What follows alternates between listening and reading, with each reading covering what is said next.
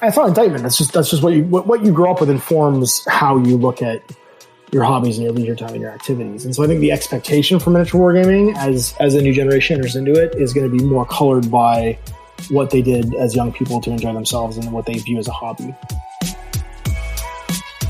Howdy friends, Craig here. Today we're talking to Ash Barker, the guy behind Guerilla Miniature Games. Now I'm sure most of you are already subscribed to his channel, but if you're not, he is probably one of the most prolific content creators for mini games. He and I talk about game design. We talk about the overall landscape of miniature games, what he thinks makes for a good game. We talk about two of the games that he's designed and the new anthology that he's putting out. It's interesting to see his perspective on games, especially when we talk about competitive play. Enjoy.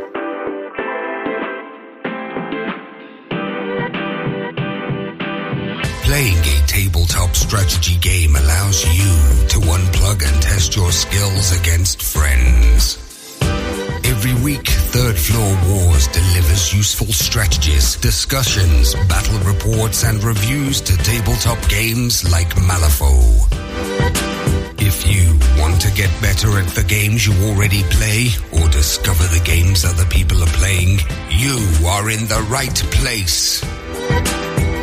Craig and Ray welcome you to the Third Floor and the Tabletop Talk broadcast.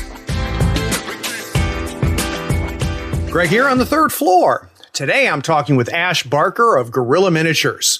Now, for most of you, he does not need an introduction. His YouTube channel is one of the biggest for miniature gaming. He releases videos daily that cover everything in the hobby: painting, gadgets, and awesome battle reports for what seems like every single mini game being played today. I've been a big fan and a patron of his for some time now, and his high-quality, prolific content is released daily. Now, a lot of my listeners are Malifaux players, and you guys, I'm sure, have seen his great Malifaux content. So what I'm hoping to do today is to learn how he became a full-time content creator and game designer. I also want to talk about some of the games he's designed and just his overall take on the minigame landscape. Now, he plays many of the games out there, and I'm excited to get his take on the hobby. So, Ash, welcome to the Third Floor. Hey, how you doing? Good, man. So, guests on my podcast, so when it's their first time, I've got to get the how did you first find out about miniature gaming? So, how did you get into miniature gaming? So, I discovered Toy Soldiers actually in the back of a Choose Your Own Adventure book series called Fighting Fantasy back in the 80s. Okay. So Fighting Fantasy, for those who don't remember it, was before there was a thing called video games. There was another thing called Choose Your Own Adventure books. And they were basically video games that you operated manually by holding your fingers in between about 24 different pages of books. So you go back if you died. And the co-founders of Games Workshop, two guys named Ian Livingston and Steve Jackson, wrote an incredibly successful series of Choose Your Adventure fantasy books called Fighting Fantasy in the 80s. And so they ended up collaborating with a guy named Brian Ansell, who owned this little company called Citadel Miniatures. Yep. And they would advertise for Citadel Miniatures in the backs of their books.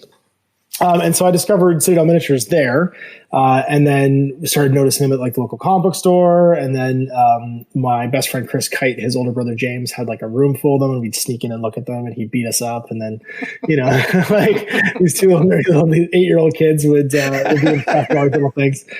And I actually probably didn't meet another, apart from James, who had no time for us because he was a teenager and we were like 8 years old.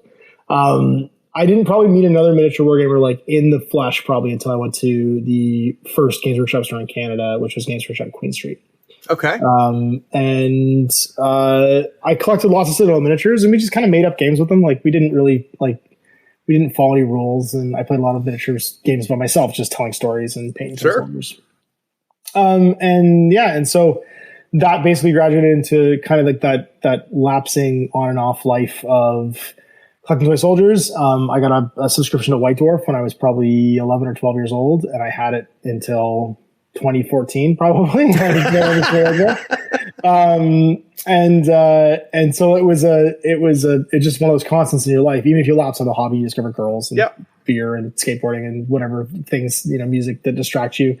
I always had White Dwarf, and I always had painting toy soldiers when I was, wanting to relax or feeling lazy or whatever. And yeah, I started working in the wargaming industry in 2001. I got a part-time job while I was at art school, working for Games Workshop, and that turned into a career at Games Workshop that was about 13 years long. Wow, I didn't realize that. Yeah, no, I was one of the North American directors of sales at Games Workshop until 2014.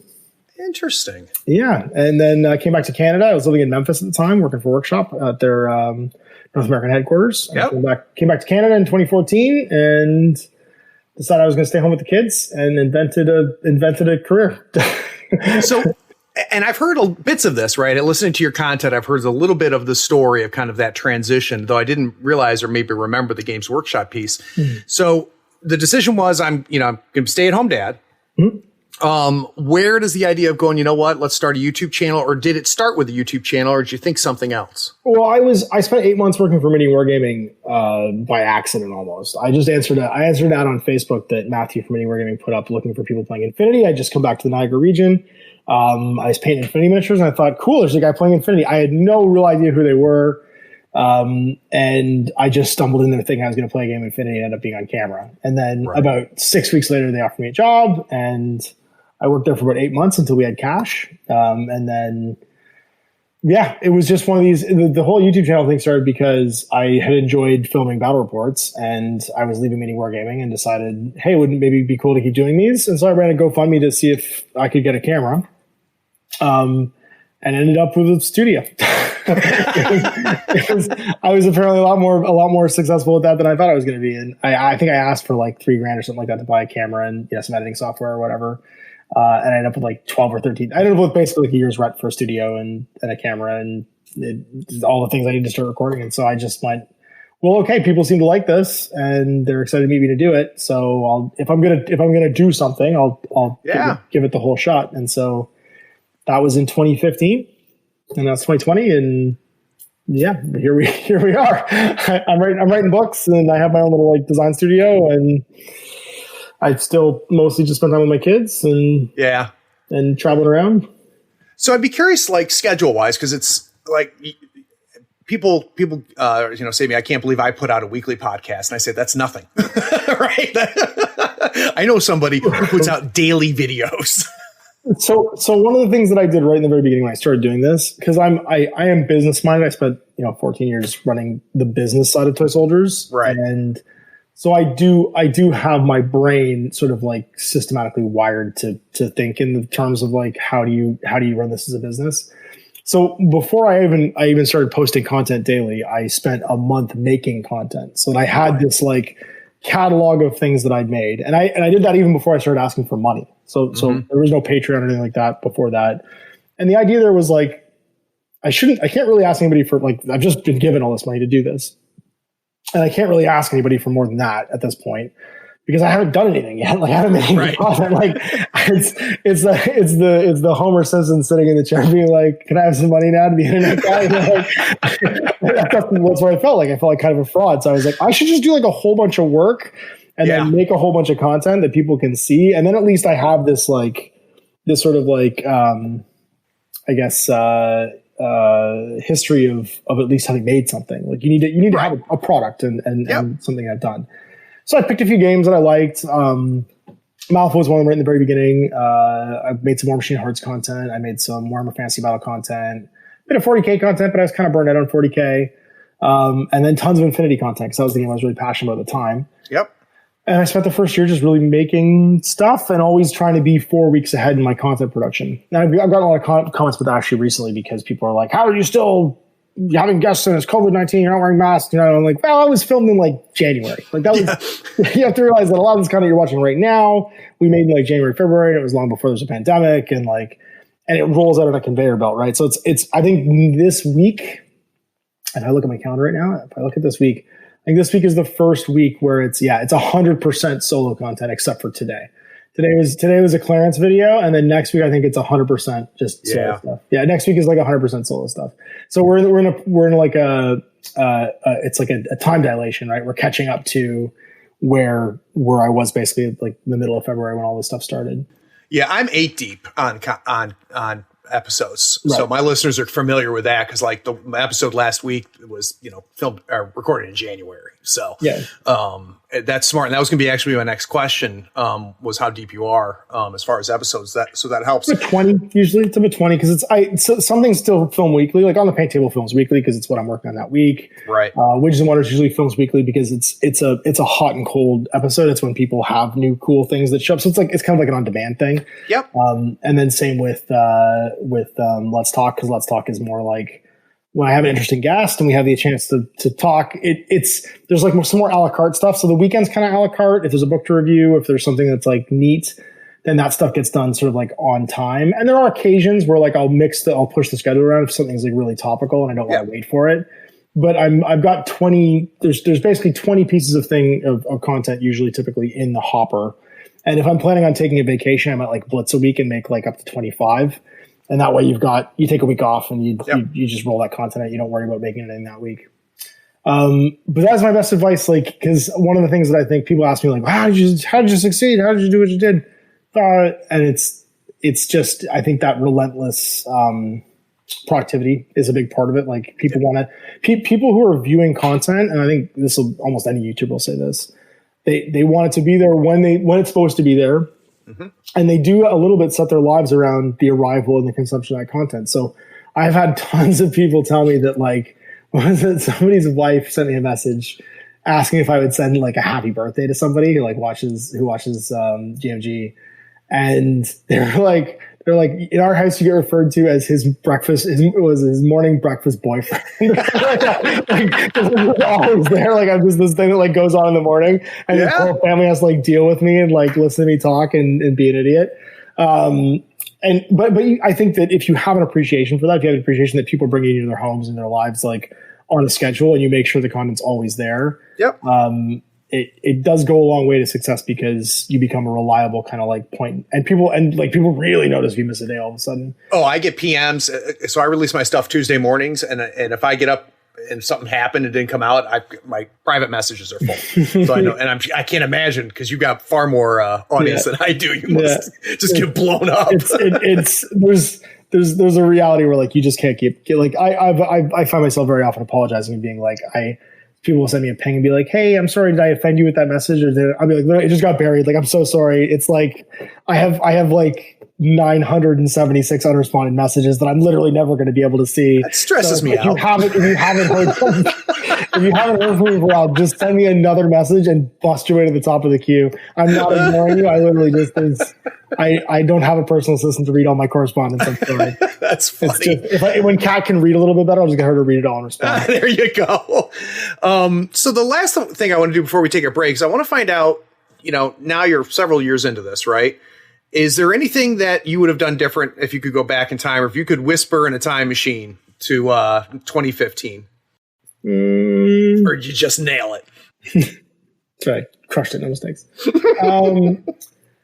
No, I'm deep swimming in regrets. So I think the first thing is, I did for a while spend a lot of time worrying about what the most popular kind of content was. And I don't think making popular content got me anywhere. Yeah. Because so to give you an example, making 40K videos is like the most common wargaming thing probably on any social media platform. You can start an Instagram account and paint pretty toy soldiers and have 10,000 followers probably inside of a week. If you're really talented, and you can turn that into a business for sure. Absolutely.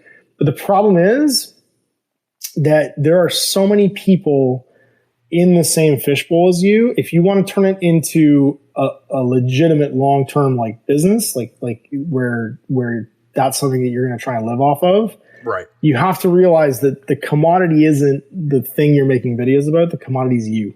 Exactly. and how you do that. Yep. And I realized after probably the first 2 or 3 years that chasing the most popular content it didn't actually matter what games I made videos about.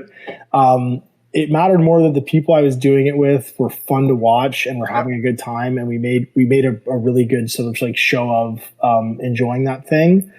And it was just like different and varied and good hearted and not tearing things down.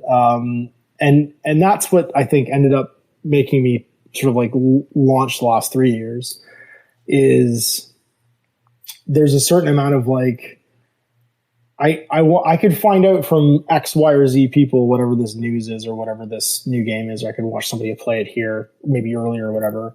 But I actually care more about what this guy thinks or how this guy's going to present it to me, and that's I think where I'm trying to like drill the value down for what I do is I want people to be able to see somebody enjoy something, but be honest about it. You know, like if it's got warts, it's got warts. Like who cares? Like, cool. Like that's one of the, honestly, some of the charms of some of those popular miniature games and war games and tabletop games of all time isn't actually what's good about the game. It's what's terrible about the game. Like that's true. It's the thing that you go and you're like, yeah, but then there was this. And remember this edition of the game where like this could happen?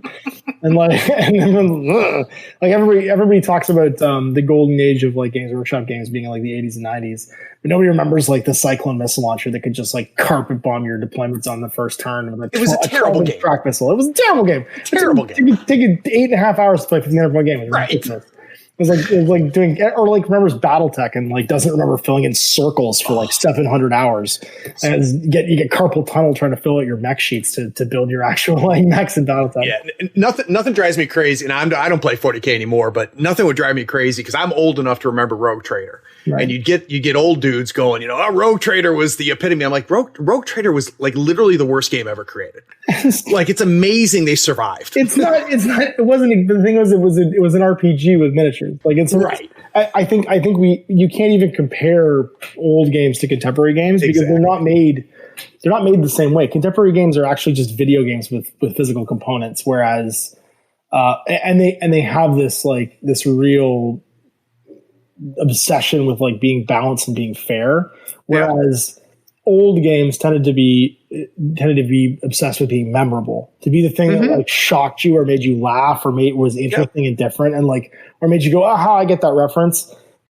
I think that there's a certain amount of that, and so I think that's what I'm trying to capture, I guess, is that bit of difference in what I do versus what I was trying to do in the beginning. Now is I'm more about trying to capture what it feels like to play games than I am just trying to get it right and trying to be like the best at it. Like I don't give a shit. Well, I was about to say, Ash, I think what turned me on to you when I first came across you is one, and this is what you've been saying. It always looked like you're having a good time, and that's why we do this, right? That's why we play with toy soldiers. And then the other part was that it wasn't you trying to say, I'm the best guy, right? I know all the answers. I can play this better than anybody, and you're going to become a better player because you've listened to me. You didn't present yourself as an expert at any of the games you're playing, but you and somebody else just had a good time playing. And I've stolen a little bit of that from you in my show because I'm a terrible Malifaux player. I might have one of the largest Malifaux podcasts there is, but I'm terrible at the game. And I straight out tell everybody right out of the gate, like, I am bad at this game. Don't say exactly. But if I have the right guests on, maybe it's worth listening, right? Yeah. I think that's a valuable lesson just in your hobbies in general, is that if you break down how much time you spend in whatever your hobby is, it's not mountain climbing or if it's biking or playing video games or play miniature games, like 90% of what you actually spend your actual like verifiable time, minutes and seconds on, isn't doing the thing that you like in your hobby. It's actually thinking about, getting ready for, or discussing the aftermath of that hobby. Yep. And the enjoyment of that, the game outside the game, it's actually there's a great book by Richard Garfield about that in relation to Dungeons and Dragons, to Magic the Gathering. Mm-hmm. The greatest success of Magic the Gathering isn't playing Magic the Gathering; it's designing decks and discussing designing decks and obsessing over designing decks and all of the things that come from the game outside the game. And I think that's a real kind of forgotten attribute in miniature wargaming. Especially if you were like let's say I'm Timmy and I'm like 10 years old and I'm approaching miniature wargaming from the internet. If I was to try and figure out what the values are of miniature wargamers and what's important, the internet would have me so messed up because I'd be like, oh, it's to be the best painter, it's to be the best player, it's to be this, it would be that, because it's the shoutbox mentality of like, what do you think is supposed to be great? And I think the worst part of that isn't actually to Timmy, the little kid who might get turned off by it. It's actually to the companies that make the games, thinking that that's actually their customer base. Right. I think you saw that happen with Privateer Press and War Machine Hordes, is that they went down a hole of, it's actually really important that we get these games perfect. And they became obsessed with making the perfect miniature game rather than making a fun miniature game. Mm-hmm. But they forgot that they don't get paid every time someone plays a game. They get paid every time somebody buys a miniature. Right. And so it's hard to keep the lights on with, like, I don't know, battle stats on some website. You don't pay a lot of salaries that way. Yeah, putting all your labor into releasing new rules every week, right? Well, and I think that's, if you're trying to placate the noisy crickets, you're just going to lose your mind. Like, you can't do that. You just got to make something you're proud of and that is fun to play, and that the vast majority of people who are quiet because they're happy with what you made. Nobody goes on the internet to say good things, right? Who goes? Just no, me. I'm an idiot. Like, who goes on the internet to be happy? Nobody. Who goes on the internet to make other people unhappy? That's the whole point. That is the goal. The goal. If I can't ruin someone's day, I've not satisfied my obligation to the internet. You're not interneting right. No, I'm not gonna. I need to Randy from South Park my day. Get a glass of wine and then just start trolling people.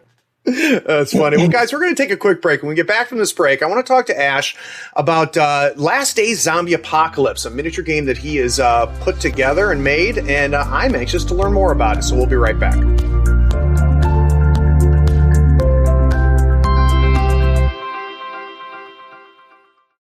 If you're an athlete, you know the greatest motivator of all is the fear of letting your teammates down. After all, a team is only as good as its weakest link. So you owe it to those wearing the same jersey as you to be your best every time you step on the field. That's why there's no vape in team. When you vape, you can expose your lungs to toxic chemicals that can damage your lungs. If you're a step behind, the team's a step behind. Brought to you by The Real Cost and the FDA.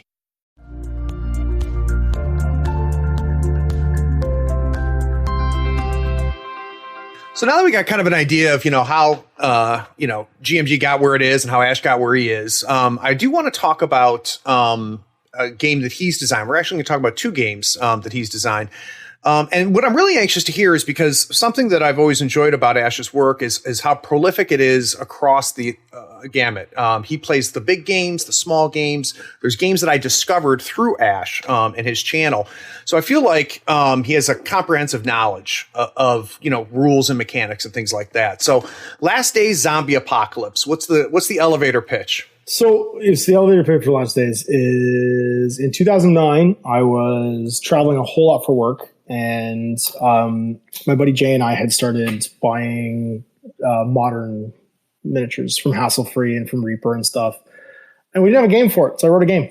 And I just owned lots of zombie miniatures. Studio Miniatures making these awesome zombies. Hassle Free is making these cool, like, modern day adventures. And there wasn't really anything in the market like it. And what usually happens when I start writing is that I have this, like, shelf full of toy soldiers or miniatures that I want there to be something to do with. I don't want to get them off the shelf. And so we wrote a game in 2009, and it was fun. And the game in 2009 I wrote was really different from what actually got published by Osprey.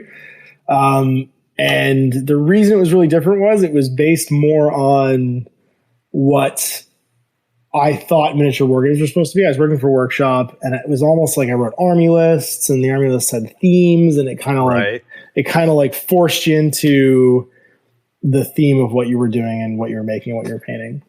And so in 2016, 17, someone asked me to play Last Days. They had zombie miniatures and they wanted to play the game. And so a friend of mine had me print off the rules that I'd made back then, and we played some games on the internet. And I got an offer from Osprey to publish it. Mm-hmm. But the version that I played online, I did the demos for, or I did the like short series for, was pretty different from what I'd originally written. And so when I got the contract and I was going to be publishing it, I went back and I just tore the whole thing down. I liked the core mechanics of it. It's like an AP based system. I liked the way that I handled the zombies because they were Romero zombies. They weren't fast zombies, but I kept the template for how the bad guy or the environmental AI worked, so that if I wanted to, I could plug other things into it. I could make like a robot apocalypse or a werewolf apocalypse or whatever. That's something I'm going to play with later. But the core of the game isn't. The core of zombie movies isn't about like armies, it's about people. And so I stripped the game back down to be a lot more, here's your miniature wargaming, or here's your miniature collection of things that you like, pick the ones you like and play with them. And so the force building for Last Days, the thing that makes it kind of unique is you pick your leader, because every zombie movie has the exceptional individual, man or woman, who steps up and says, I'm going to save all these people and lead them to the end of the world. And the thing that makes zombie movies different, if you talk to a film student, short story long, is that zombie movies actually aren't horror movies. Zombie movies are disaster movies. Correct. And the disaster is the zombies. And so the zombies are an environmental factor. I didn't want people to have to play them. I want people to be able to be the exceptional individuals that survive the disaster. So if you look at Night of the Living Dead, it actually has more in common with like the Poseidon Adventure or Towering Inferno than it does with interesting. Like a horror movie like Halloween or something like that. And so the exceptional individuals all are in every zombie movie are different, and they have different like beliefs. And so that was the template for the game, was if you pick the everyday hero, he's going to surround himself mostly with people like him, but there's always somebody in the group in the zombie movie who's different. And so you have a certain amount of people who are neutral, a certain amount of people that have the same belief system as you, and then you always have an outlier that you argue. There's always a Daryl from The Walking Dead that, that Rick argues with, and it's like totally different. And with the idea being that when I wrote the game, it didn't matter what your model collection was. If you were excited about some toy soldiers from like the zombie apocalypse, you could go, or Mad Max or whatever, you could fit them into this game and play. And then you go off and you tell stories. And the important thing from there with me was the game didn't try and be fair and balanced. The game surprised and delighted you. And the game had these like little ever afters where the game kept going after the actual miniature stopped moving around. You stopped rolling dice. Explain that to me. I don't know if I understand that. So there's three key elements. There's what's called memorable moments, so things you remember in a game. Cracker Jacks, which are things that you get to discover in a game, and then ever afters. And ever afters are things that happen. Those are my three key design elements in designing games.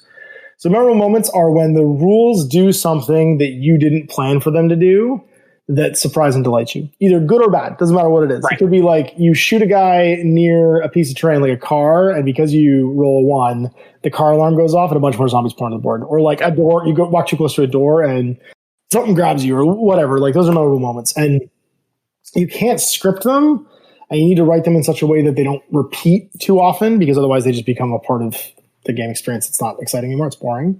Yep. And then Cracker Jacks are the excitement of you've done something in the game, you've succeeded in some way, and you get a reward when you're done. So that tends to be in game terms. Like let's say you get a loot counter, a supply counter of some type off the table, you get to see what was in it afterwards. So you crack it open and it's a pile of junk, or it's something cool, or it's a minigun. You know what I mean? Like, hey, hooray, whatever. It's super cool.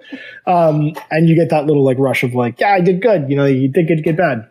And even if you sucked during the game and you watch your opponent get something cool, it actually still elicits like an emotional response, and it's positive to your overall gameplay.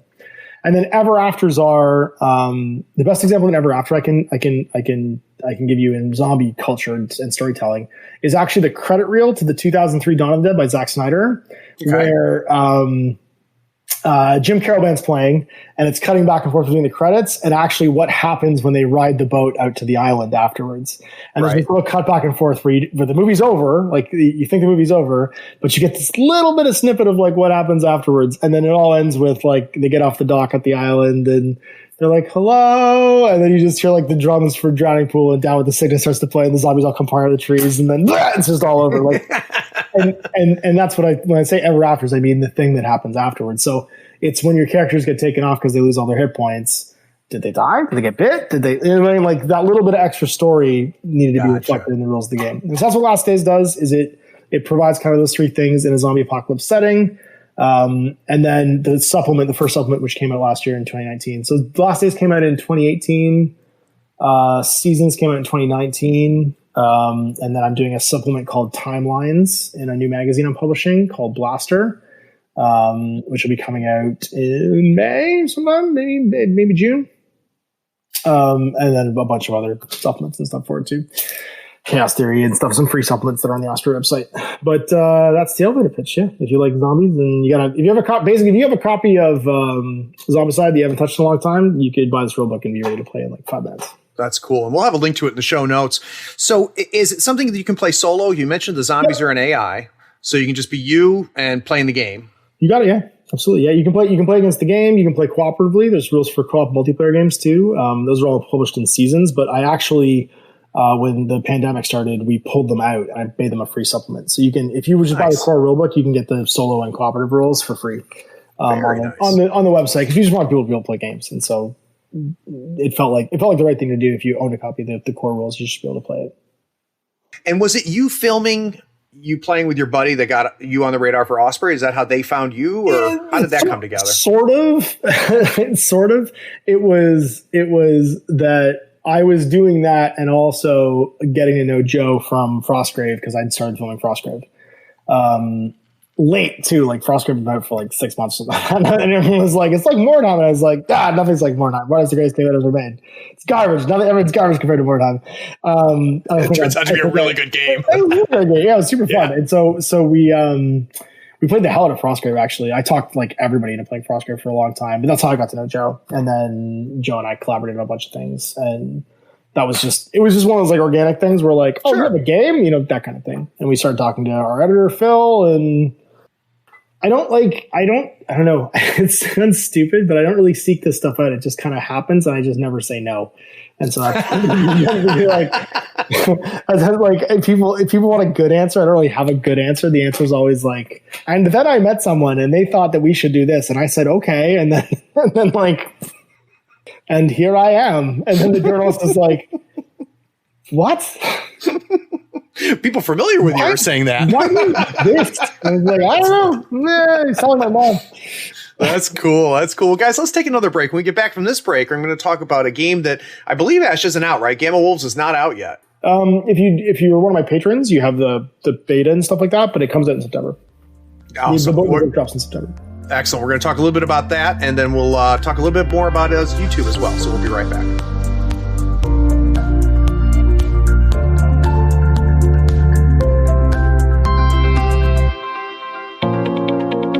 Howdy friends, Greg here. Nothing makes Malifaux easier than having the right tools. Here at the third floor, we love all the licensed Malifaux goodies from Custom Meeple. Not only are they helping support this podcast, they sell custom-made weird licensed tokens and terrain. They sell it all. Crew boxes, terrain, markers, tokens, and even a 3x3 full Malifaux board. Custom Meeple sells a complete M3E token set covering every marker and token you need to play. Custom Meeple are the source for the official accessories for Malifaux. Everything is designed by hand and authorized by Weird Games. Check them out at custommeeple.com, that's with one M, or follow the link in the show notes. Up your Malifaux game and be sure to tell them Craig from the third floor sent you. If you use the promo code Third Floor Friend, all one word, THIRDFLOORFRIEND, you'll get a 5% discount and help support the podcast. It's valid on everything except retail products and playmats.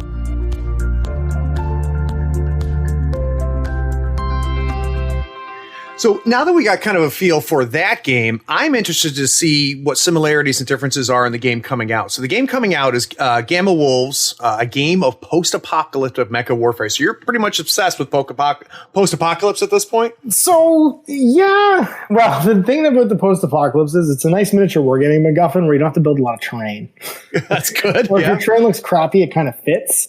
Also, I'm a dark and disturbed individual. I think the world is totally dead, so it's all I write about. But there's a much lighter sort of like inception for Gamma Wolves, and it was that there's quite a few indie games for mecha combat, but the only really like sort of like mainstream mecha games are all pretty old and clunky. Yeah. Like, not that I don't love them. They have their charm. They've got their fans. Yep. They've got their fans, and like there's a definite market for those crunchy classic. They're almost more like sims, like simulators, than they are games. But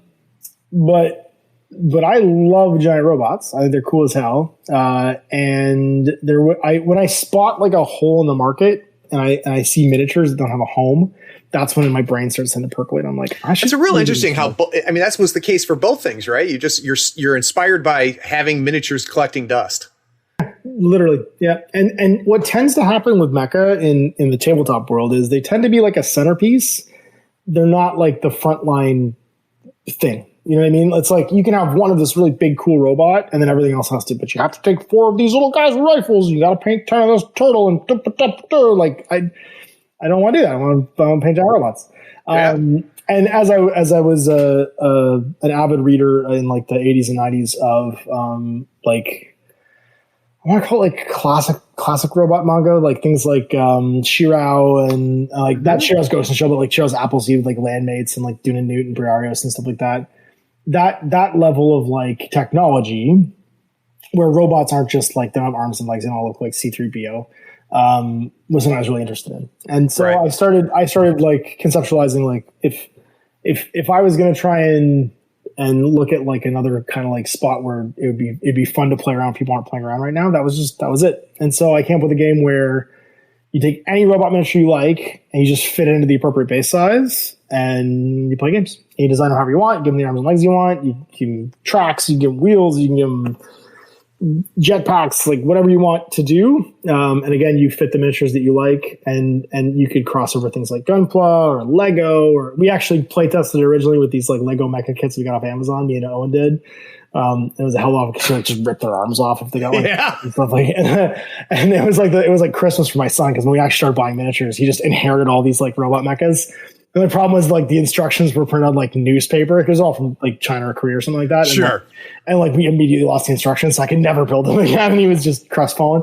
But yeah, the that was sort of like where the kernel of the idea came from. Was like there's all these great robot models and mecha models and stuff, and there are some cool indie games for them. There's what is it? Mobile Frame Zero. Or something like that is a really cool indie game for Gunpla, and there's a Brick Wars kind of one too for Lego robots. But I want to do something that was again that followed my three key sort of tenets of not just being a game that you play where the robots mash into each other and then fall apart, but also having like the memorable moments and the ever afters, and so it became a Warband campaign game where you have a team of frame pilots that are going out into the wasteland to try and scrounge enough stuff that they can bring back to their ecology so they can just kind of limp along. Interesting. That's where that came from. Is this a player versus player type game, or is it?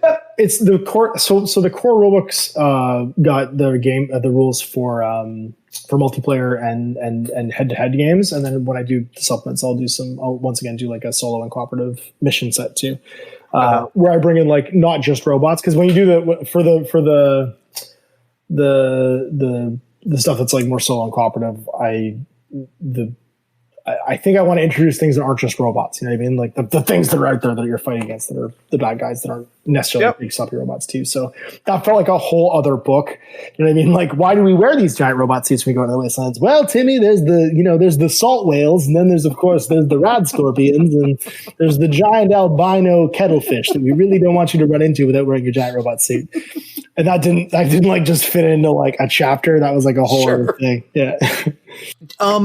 Do you find yourself, as you're playing other games, seeing mechanics and saying, I think that I could work that in, or I want to, like, how does your exposure to all of these other games influence your design and the actual mechanics of the games? Or doesn't it? It's funny because, well, there's a scene from the Matrix. He's like, I don't see the code anymore. I just see blonde, brunette, redhead. I've played so many miniature games that they do kind of blend together, conceptually or mechanically. And so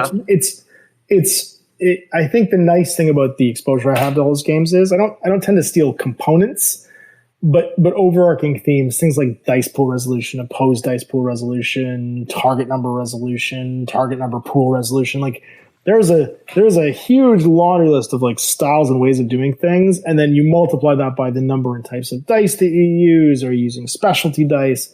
Are you not even using dice? And Alpha uses cards for like some fixed result resolution and a bartering system. All of that just gets mashed together in your head, and what I tend to pick and choose isn't actually mechanically based. There's a lot of designers who really like to get like under the hood mechanically and go like, this is the best mechanic to resolve this, and this is the cleanest way to do that. Right. I'm more like a holistic game designer where I go, how does it feel when you do that thing? And it's funny because actually that's, I think, one of the big successes Games Workshop had in the mid 2000s was they realized that certain things are fun to do. Rolling big handfuls of dice is actually fun. Right. It's physically fun to do if you do it occasionally. If you do it all the time, it becomes laborious and garbage and you hate it. And that's kind of, I think, where they've pushed it to a little bit too far.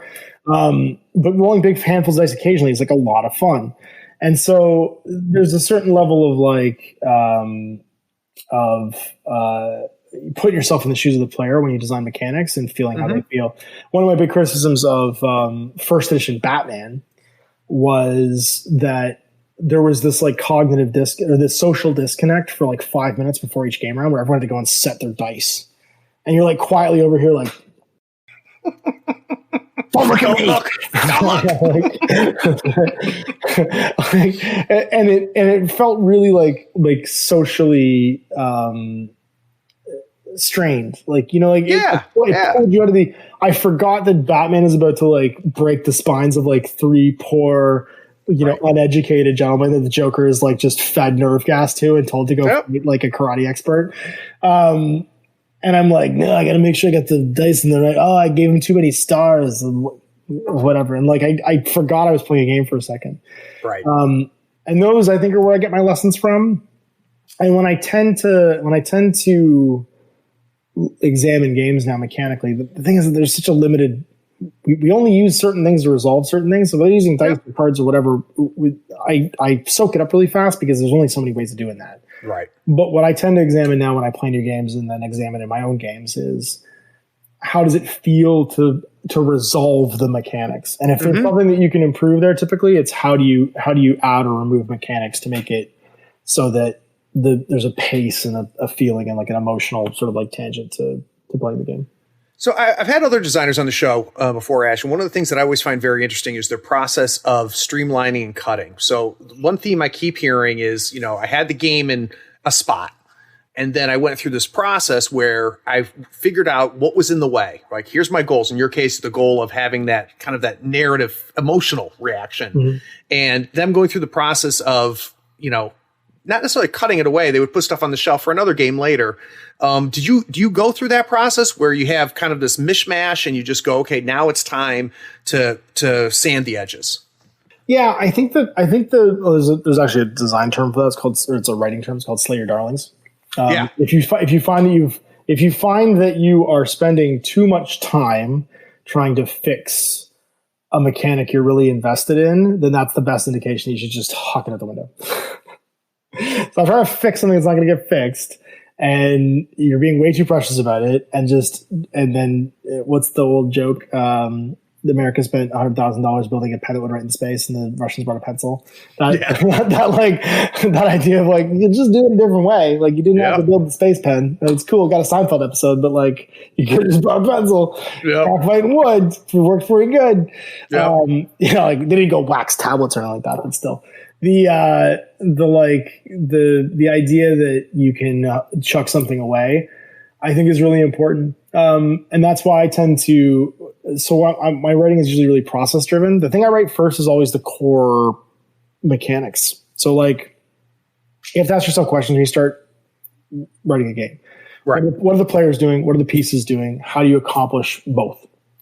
And so those tend to inform my writing strategy. And I actually do a lot of outlining before I start writing. So I wonder what the players are doing. And I tend to, when I write rules, I also try and do it temporally correctly. So I start with what is the very first thing you need to do when you are going to get ready to play miniature wargaming? And it's usually collect all the pieces and stuff you need to play. And so I start with that. And then I get to assembling it into a coherent collection to put on the table. And I go to putting it on the table. And then I go to moving it around. And then I go to after. And then why are we moving it around? And then after moving it around. And so when I write rules, I'll usually point format all those processes. And it's nice because it gives me a writing template too. I can just go to the next header down and go blah, blah, blah, blah, and spit in 1,200, 2,000 words. And that's the next chapter basically done. Got it. And so when something needs to come out, it's usually pretty simple because it's already kind of compartmentalized. I don't tend to write in such a way that I section blend. But I know some writers that really struggle with that. And so I think that if you have you're more free to slay your darlings if you've compartmentalized processes and you have a plan for writing, where if you just kind of like stream of consciousness your rules out, I think we've all read rule books where it's like, it's all just like fire on the page. It's a lot harder to pull something out because it might be attached to something else. You're the tendrils are everywhere. Yeah, like, oh no, I can't look at shooting because it's really enmeshed with moving and it's really enmeshed with, whatever. Yeah. So I think, and that's just an experience thing. I think the more you write, the more you do, the better you get at it process wise, and the more comfortable and sort of like secure you are with killing pieces of it too. Because it's easy when you first do something to be really insecure about getting feedback, or even just like examining it yourself and looking at it and going, oh, that's terrible. It's really bad. Like I wrote that. It's really bad. I made that joke in an interview with, who was I interviewing? I was talking to, it was me. Actually, it was me hanging out with other game designers. It was, I was having a meeting with, the guys that I'm working on this not magazine. We're not calling it a magazine. It's an anthology with, and talking about how like very often I need to get an idea out of my head to stop working on it, and so I have to write it down, or I have to like say it to somebody or get it like physically in front of me. Not just if it's a good idea, but usually more importantly when it's a terrible idea. It's like, right. I have this idea that's just not this and this, and then someone looks at it and goes, "But why?" I'd be like, "Oh my god, you're right. That's terrible. Why did I even? What's wrong with me?" And but if you don't get it out there and make it alive, yeah, like I can move on. I'm stuck. I'm stuck otherwise. So for you, was there a growing up between the two games, or did the same guy that designed the zombie game design Gamma Wolves? Well, or do you see yourself progressing? I designed the zombie game twice, right? Because I wrote it in 2009, I wrote it again in 2016. I think I started working on the manuscript for it again. So I did a lot in between there. And I think the biggest advantage that I have as a game designer is that something you hinted at earlier, is I just played so many games. Like you have to think that like, since 2015, when I started GMG, and even maybe if I was to go back and say 2014, when I had that brief stint in wargaming, I have played more miniature war games. And I don't just mean like played different games. I mean, like I physically stood in front of a table and like moved miniatures around. Moved models, yeah. More than I have in my entire like 30 years playing games before that. Oh, sure. Yeah. Like easily. Right? And now in a year, I would, and this isn't like me trying to sound cocky, but I would say that probably in a year, I play more miniature war games than the average miniature war gamer will in their entire life. I don't doubt that. Yeah. If I put out 5 days, if I play 210 games a year, which is what I would probably, you have to think that like the average gamer does not play games. No, he's playing weekly usually, right? He doesn't play 5 days a week, probably plays weekly, plays 1 or 2 games. Yep. And so in a year, and that's like, and that would be like a hardcore gamer that would play like a couple times a week. Mm-hmm. Right? Like the average person who might play like once a month, once every other month, they're not playing 200 games in their lives. Yep. Right? So, sorry, I was going to say that I think more than designing a bunch of games, that's informed my brain on like how I want to be as a game designer. I'm sure. And it just absorbs so much through that process, I would imagine. So the last thing I want to talk about before we take another break is I want to talk about burnout. How do you avoid that? How do you avoid not liking playing miniature games? Don't stick to one. Yeah. Like and do stuff just for yourself sometimes. Like again, that circles back to my comment about not chasing what's popular, but doing stuff because you love it. Because I think that communicates on camera. Like I think I know actually that people watching my videos can tell when I'm not really having a good time. And I think that's obvious. Like I think that's just something that you can tell. Like when people aren't enjoying themselves, you're doing something because you feel like you have to. And that's okay. Like there's lots of people that do that. There's a lot of like joyless content out there. Yeah. But most of my content is focused on like we'd be doing this anyway, and we brought a camera. Like that's what it feels like. I think that's what it feels like. People watching is like, these are my friends. We'd be doing this anyway. Here's a camera, and you can watch us do it. Yep. And so I think that's the way I've avoided burnout, is that I don't spend too long on one thing. I go and hunt down oddities, and I make myself open to trying things I wouldn't normally try. And then I do circle back to things that are mainstream because they're comforting and they're fun and they're easy and they're fun to play. And sometimes it's fun to just roll lots of dice and move a bunch of toy soldiers around. Like we play 40K a few times a year, and I enjoy it every time. Like it's fun because I play it with people that want the same thing out of it that I do. You know what I mean? If I was to like go and play a bunch of ITC missions in a tournament, I'd be like, after the first game, I'd be like, can I go home? Like my feet hurt and I'm tired and I don't want to do this anymore. The only thing I miss from 40K is the people I played 40K with. I don't miss 40K at all. Well, I think that's exactly the point. Is that if you have the people, it doesn't matter what game you're playing. So exactly. I think that's how I avoid the burnout. Is that I'm lucky in that I have just the best collection of people that through 30 years of miniature wargaming I know. That's cool. That play games and play them for fun, and they're just fun to be around. All right, guys, we're going to take one more break. When we get back from this break, I want to talk about just kind of the landscape that's out there right now. I want to talk about other games that are out there, kind of get Ash's thoughts on kind of where the hobby is at this point. So we'll be right back.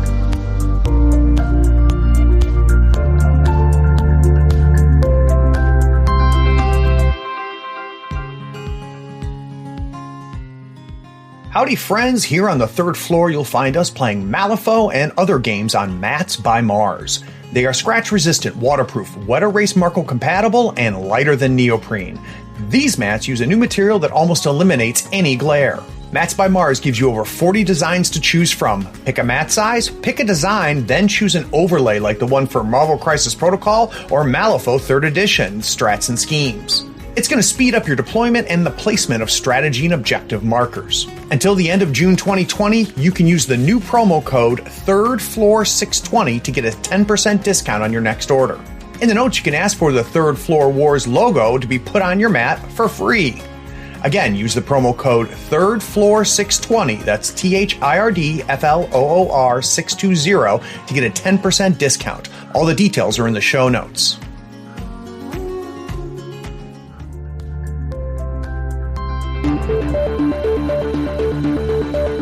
DZ Learguard here, creator of the M3E Crew Builder app, and I'm a patron of Third Floor Wars because supporting great content creators like them is one of the best ways to help grow this game. So to join me and the other floor heads, go to patreon.com and search for Third Floor Wars, and we will see you there. Recently, we broke 100 patrons. I want to thank our most recent patrons, Marcus Moore, DrawnX, Joshua Story, Peter Pot, Sergey Chapovalov, Super Hottie 69, Adam Talbot, and Richie Richmond. Thank you. So this is probably the part that I've been most looking forward to in talking with Ash, is I want to kind of get a feel for two things. What does he think about where minigaming is right now? And almost more importantly, I want to find out kind of his opinions and his thoughts on what he loves. So let's start off on the competitive side. How do you feel about miniature wargaming competitively? Is that something that interests you, doesn't interest you? When I say competitively, I don't mean just you and your buddy throwing dice at each other. I'm talking about tournaments, and that type of thing. So there's two. It's a big topic, and I have kind of two big key thoughts about it. The first one is that I think the competitive play is actually just a generational thing. I think we're really aware of it now because we are way more socially connected than we were even 15 years ago. Sure. Right? If I was trying to find Infinity Gamers in 2005, I wouldn't have Facebook. I'd have like forums, like DACA. Yeah.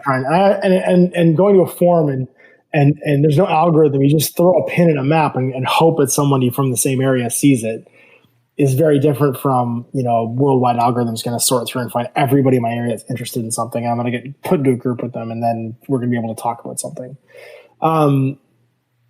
So I think that competitive play is just as prevalent now as it was back then, but I think that it's far more interconnected. The tournaments connect to each other. There's a lot more of a bigger, a landscape of people being aware of who the best players are and throwing them up in lights and talking about them and discussing them. But I still believe that nobody gets paid except for the event organizer when someone plays a game. And so it doesn't actually define miniature wargaming. But I can see why socially it's being pushed that way because the generations that currently have that equilibrium of free time to disposable cash is the millennial generation that grew up more on video games, I think, than they did on books and RPGs and more like Luddite games. And so they're a little less likely to hear the horns and the drums when they look down at the miniature wargaming table, and a lot more likely to have experienced a game landscape where you get dropped into the arena, you have your gun, you go kill, you reset, you play again. Mm-hmm. And it's not indictment. That's just what you grow up with informs how you look at your hobbies and your leisure time and your activities. And so I think the expectation for miniature wargaming as a new generation enters into it is going to be more colored by what they did as young people to enjoy themselves and what they view as a hobby. And And so does that make us generationally feel detached from it? I think yes. I think that's okay. Because I think what happens now is where the people who were kind of like put up in lights before, which is the ones that had the pretty armies and the cool conversions and stuff, in our generation were the mainstreamers, and then the outcasts were the guys who had like half-painted miniatures and wanted to win and play games, and they were forced to wear cheese hats and, you know, like got made fun of. It's just a dominant cycle, right? So the counterculture is becoming the people that sort of can hear the drums, and the more romantic, I think, miniature wargamers, the hobby enthused ones. Yeah. And it'll just cycle back again, like it always does. Everything cycles back. So right now, and I'm sure this answer changes, you know, I don't know, maybe weekly for you, but right now, what are you having the most fun playing? Well, so I've spent 2 months now recording solo content.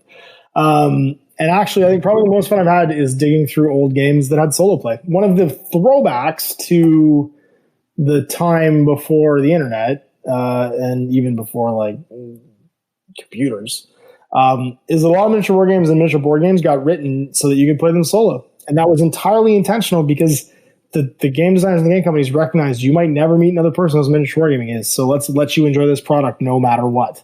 If you buy this and you never meet another miniature wargamer, you can still enjoy playing this game. And so I've been painting and playing like 30-year-old games. I just finished painting a complete set of Warhammer Quest and playing a bunch of it from 1995. Yeah.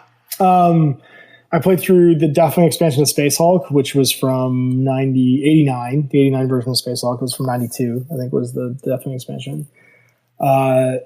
And just going back and like revisiting those games, they're great games. Like if you just updated the miniatures, they would be hit games today, even compared to like the current generation marketed games. Uh-huh. And some of the games even I look at today are way more stuff heavy than those games, but don't have the same even level of like soul. Mm-hmm. And then I'm really enjoying the current generation of, like I said, counterculture solo games. I've been playing Rangers of Shadow Deep. I've been playing Fallout, Wasteland Warfare. I've been playing a bunch of indie games. I'm playing Perilous Tales, which is like a pulp horror game that my buddy Mike Hutchinson, who wrote Gaslands, is writing. I've been playing Elder Scrolls, which is Modiphius's new Bethesda-driven solo and cooperative game too. And like, it's fun because it's like I spent the last 2 months basically just getting to do stuff just for me, and that's been great. Like I've gotten to play a bunch of games where the only person I'm trying to satisfy is myself, and so I can spend as long as I want making the setup just right and the mission is right. And I'm not trying to like win, so it doesn't really matter. I just want to have the right stuff to do it, and then I'm always surprised at the outcome because like I'm fighting against the computer. So yeah, it's good. I'd be curious. What do you think of the impact? I mean, there's some obvious things that I'm concerned about with the whole COVID thing and the impact on the hobby, right? And things like, you know, the local gaming stores and things like that. But what are your thoughts? What does post-COVID tabletop gaming look like? You're assuming it's going to be post-COVID. Well, yeah. so 7 years from now. Well, I think it's going to be, I'll be honest. I think that almost every leisure sector in the last like 10 years has had a massive expansion. That includes the tabletop market. I think certain parts of the tabletop market are better insulated than others. Certainly Dungeons and Dragons isn't going to fare any poorer for this because people can just sit and play on Zoom, and there is a social aspect to things like D&D and RPGs, but I think that it's a little more insulated because you don't have to be present. You can be telepresent and still get the same experience. Yep. I think miniature wargaming is certainly a lot more vulnerable because it was always a social hobby, and its major milestones and events were about getting thousands of people into one place. And it's never had a really strong economy. Right? Mm-hmm. Every store that sold miniature wargaming stuff also sold cards and comics and for the most part something else. So I don't know. I think that it's an at-risk segment of the leisure markets. I think that it's going to be different in every locale. I think that's the biggest thing that will be I think a challenge going forward, is that every miniature wargamer who felt like they had kind of equal playing field opportunity to play their games prior to this pandemic depending upon how the country they live in reacts, it might be incredibly different how much time they get to spend socializing and playing their hobby games. Yeah.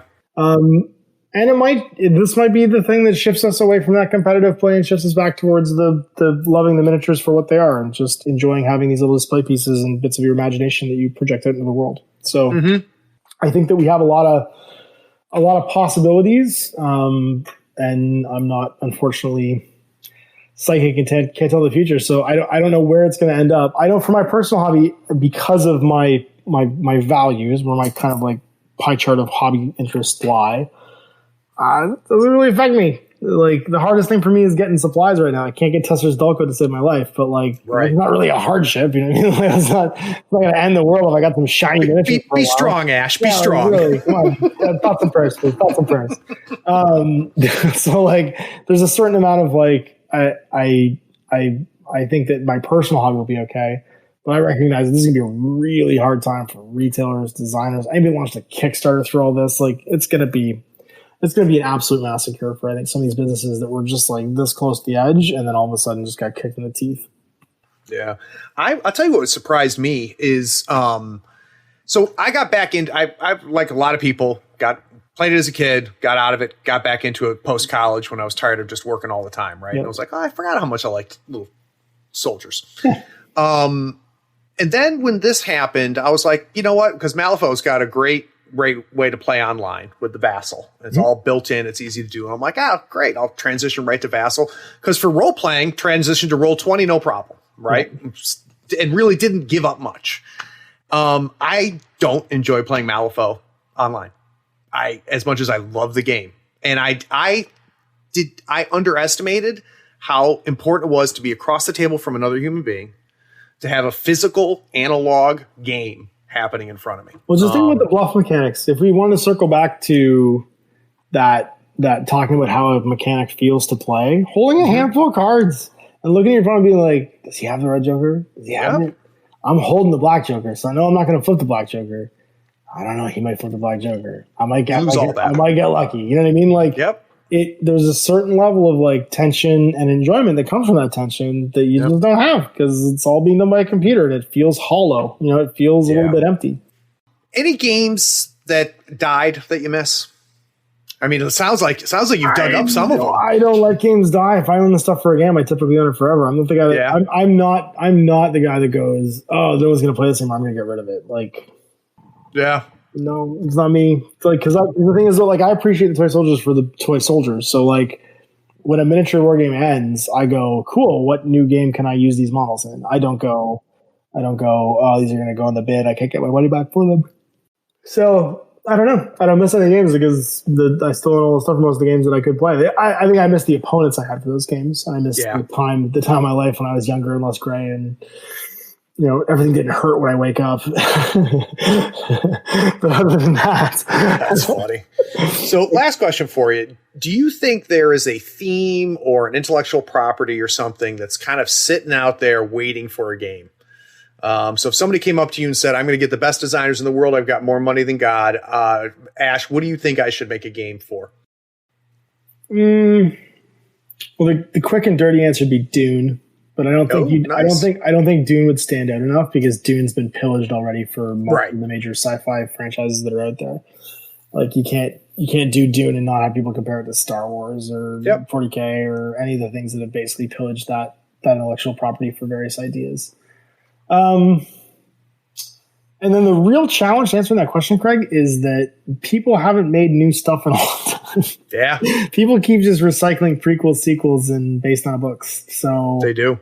I would like to see, if I was to pick a property I think is really interesting, it doesn't currently have a license or somebody working on it. I don't know. I'll be honest with you, I really don't know because there's not a lot of things out there that don't have people working on them that I really enjoy. I mean, that isn't like so niche that's like, why would you bother? Like, you know, like, nobody's gonna make it the Stand miniature game or a Gunslinger miniature game. You know what I mean? Like, I can just make that myself. That's just reskinning some Old West game or something into something that I like. I don't really know because like it's all been done. Like if I was gonna say like the Mortal Engines, the Predator Cities series or something like that, which is a contemporary one. Like, that's just dystopian wars. Like, that's already, like, you know what I mean? Like, it's literally already been done. So it's not like, easy. No, it's really not hard. easy. The best one I've heard yet from guests is G.I. Joe and Transformers. Yeah. And that's not that great. It's already kind of like G.I. Joe's just just already done. Yeah. Like, G.I. Joe's just any like soldier game. And then Transformers, yeah. You seem super excited about both ideas. Yeah, I don't know. It's like, I'm trying to think of like something like, the problem is that like there's not enough. When I look at an IP that you want to like build something into, it's gonna have elbow room. Like, you can't run out of stuff like 5 minutes in. The problem with both those franchises to me is you run out of stuff like 5 minutes in. Yep. I mean, like, that's true.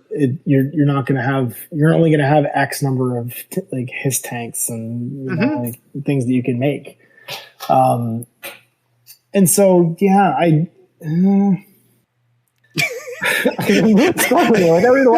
it's okay not to like the idea. I love the idea. I just can't. I hate that I live in a world where I can't think of something. I mean, could they make a Sandman miniature game? Like, that'd be kind of cool. Ooh, that's interesting. But like, how would you just have like the Endless, and they would just be, I don't know, it'd be dark, moping around, talking about how whatever their various problems are, the most important problem. Roll against your sadness. Yeah. Death shows up, you all die. Oh, okay. That's funny. Well, Ash, I really appreciate you taking the time, my friend. Obviously, we're going to have links to the games that are out there, and obviously to your YouTube channel for the very few people that don't already have it. Anything else you want to plug before we go? Yeah, go to blastermag.com. Let me just see if that's actually something that's a real URL. And buy it, because Ash hasn't bought it yet. No, because it's Blaster-mag. Greg's going to yell at me for not getting this right. Hang on. I think because he did the URL. Is this the correct one? Nope. Oh my God. Ash, why are you bad at this? Blaster. Oh no, because I did blastmag.com. Is it this one? Blaster. There we go. Yeah, blaster-mag.com. All right. Yeah, check out the anthology we're putting together, because it's gonna be super fun, and it's gonna have stuff for tons of your favorite games and stuff you haven't seen anywhere else. And we're gonna make a mixtape, I think, every quarter of just like cool indie content. So check it out. Very, very cool. All right, thanks again, my friend. And for those of you that stuck around to the end, thanks for listening.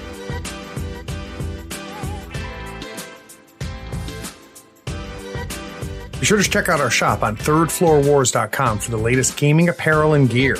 While you're there, check out how the USFO Tour is shaping up. How does your conference compare to the others in the United States? Where do you rank nationally? Get those models built, painted, and on the table so we can see you at the US Masters Invitational in October of 2020. Also, rate and write a review on this podcast for us. It really helps us find people almost as cool as you are. Thanks for listening. Howdy friend, Craig here. Is this episode making you realize you need to buy some models? Gadzooks Gaming is my favorite online retailer because of their large selection, killer prices, and great customer service. Don't you hate buying an entire crew box when you only need one model? Gadzooks sells crew box models individually and saves you a ton of money. They even have free shipping to the US and Canada if you spend $100 or more. Swing by gadzooksgaming.com and make sure you tell them Craig from the Third Floor sent you. All the details are in the show notes. Howdy folks, Craig here. Now if you love gadgets as much as we do, you're going to love the new Third Floor Wars Gadget Bundle from Schooner Labs. Branded with the logo of your favorite podcast, it comes with 2 measuring multi-tools, a compass stepper for those tight and important movements, along with a compact dashboard to track your turn, strat, and scheme scoring along with your soul stones and pass tokens. It is the perfect bundle for anyone who plays Malifaux or just wants to look cool while doing it. The link is in the show notes. Check them out and help support your favorite gaming podcast.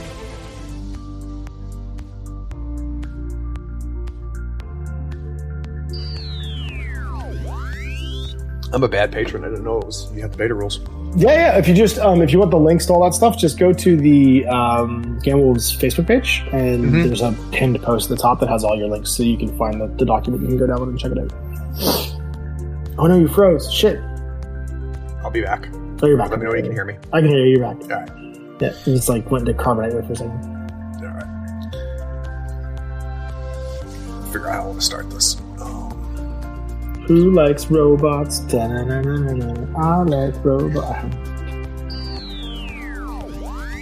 Zombie movies, if you ever want to, like, if you ever talk to a film student, and I've talked to a lot of film students, aren't really, I just figured out what was wrong with this. Never mind, that's why. Is this less scratchy now? Yeah. There we go. Okay, it's because this is a really old headset, because my MacBook doesn't have a new lightning thing. And I can't hear myself anymore. You can't hear yourself anymore? It's because I literally just tucked the wire back in here. Yeah, because like my new lightning bolt headset doesn't work. They sell headphones now, you know that, right? No, but the new ones won't work on this, because this has a 10 millimeter plug, and this brand new headphone I have right here won't fit it because I have to get an adapter. Oh shit, I have an adapter. Never mind. I should just use that. Don't worry about it. It's funny. So the thing that makes it different is right. That was good, man. Cool. Yeah, I've done this before. It's like you've been on mic before. It's like I've told this story many times. I did a whole seminar actually at HalCon this year about literally what we're talking about today. Oh yeah, they flew me out to Halifax, and I sat down and did a game design and social media internet thing, talking about how do you end up being 40 years old and somehow making money playing play soldiers on the internet. It's legitimate. Like, it's a really confusing question for journalists. They're like, what do you? I'm sure that's paying money for this. Yeah. Like, all right, I'll bring us back. So we ended up that whole segment I'm dropping because we ended up talking about all of it through the other segments. That's funny. I know. I was looking at it and I was like, we've already talked about all this, so we'll drop a segment. Perfect. This is next we go. Slay your darlings. Get done faster. That's it. All right.